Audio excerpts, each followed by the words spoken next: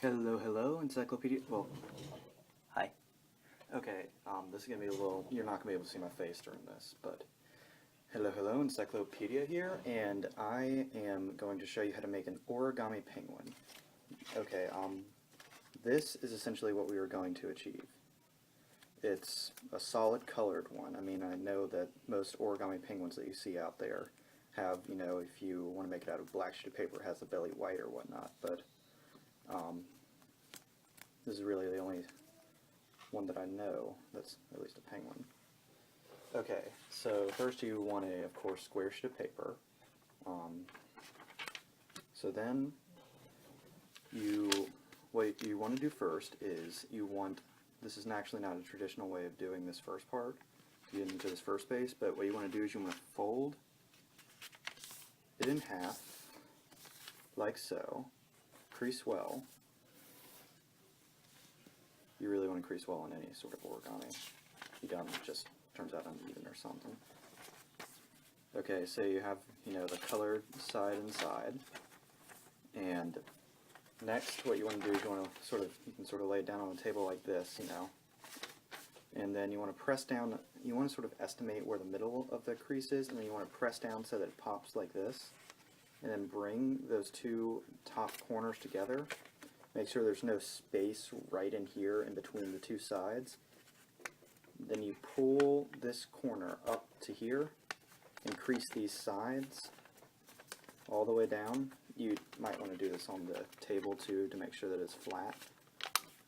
And then you do the same to this side. Crease well. And you have the square base. It should look, of course, like a square, and you should have like a flap on either end, like this. I just reversed it, so. And anyways, it should have these, in between those two flaps, these two little sections right here.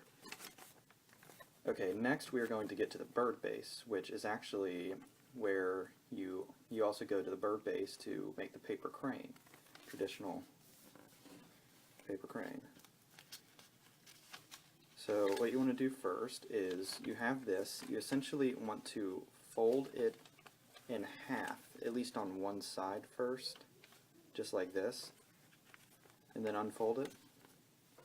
And then you want to bring the side like this to that crease so that it's sort of like that. You see the side was like this, and then you pull it in towards that crease and then crease it real well. You do that to the other side, so you sort of get a kite shape in the center of the square, like this, and then you unfold that. I know, frustrating, but...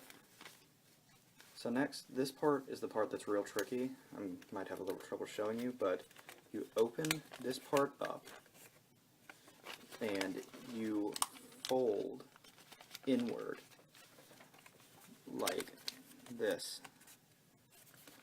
You pretty much follow the creases you just made to fold it in like this.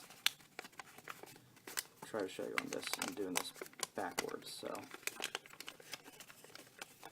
see, it sort of folds in like that.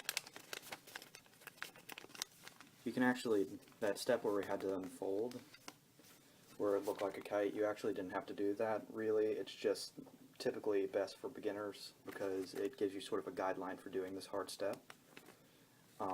So pretty much you should have a shape that looks like this, sort of like a little kite shape in the middle of the square, once again only on the inside, and pretty much do the exact same. Fold, well, I didn't crease like that, but fold so you get the kite shape, unfold, fold inward,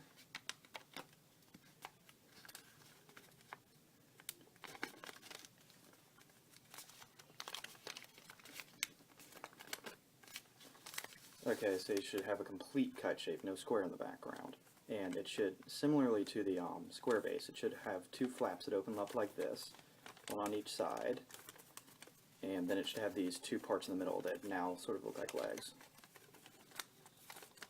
So what you want to do is you want to take one of these flaps and you want to just fold it up like this so you have sort of a diamond shape. Don't do it to the other one, just this one. Crease it real well so that it stays. And then what you want to do is you want to fold it in half. Oh, it's actually, wow, it actually started doing one of the steps ahead of me. But fold it in half so that it looks like this with the you know, the second part of it on the outside. And then you sort of, this other flap that was on the other side, you sort of let it relax from that crease, and then you sort of pull that first part of it up, and then you redo the crease, keeping it stationary, and it should want to fold like this. It's called an inside reverse fold, I think, or maybe it's just a reverse fold. I can't keep the name straight on the folds. But it's a little difficult to do for beginner origami people. But so pretty much, you actually may start seeing the penguin. This is going to be the tail, and of course the body, the head. These will fold back to be the wings right here, then the legs, well, feet really. So next, let's do the feet. Pretty much, you, like I said with the legs, you pretty much take one of those, and on its side you open it up, then pull a piece. You pull the first, I'm trying to get a good angle to show you. Pull this inward, and then you crease it on the inside, like so. See, it should look like this. See, it's on the inside of it. And then you do that to the other foot, other sort of little leg here, so that it looks like this when you hold it like this. And then sort of fold it in half again. It kind of gets a little unfolded when you have to do that step. So it should look like this. And next, I'm going to show you a little easier part. Pretty much, there should be a little sort of flap right here. You pretty much just take that and you just fold it back till it reaches the edge of the thing, and then crease it. And that sort of makes the wings. See, this was originally like that, just fold it like that. Do that on the other side too.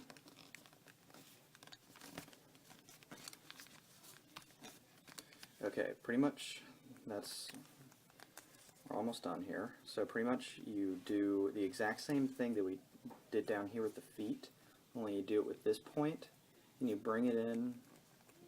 I can show you a little better how to do this on this. You bring it in inwards, and then you sort of fold that part in half so that it goes inward.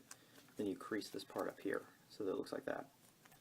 Now, you can pretty much stop right here and it looks a lot like a penguin, but just a little minor detail to make the beak a little more curved. What you can do is you can fold the first part of the beak inward and then fold a smaller part of it outward like this, and then sort of you can even curve it down a little bit.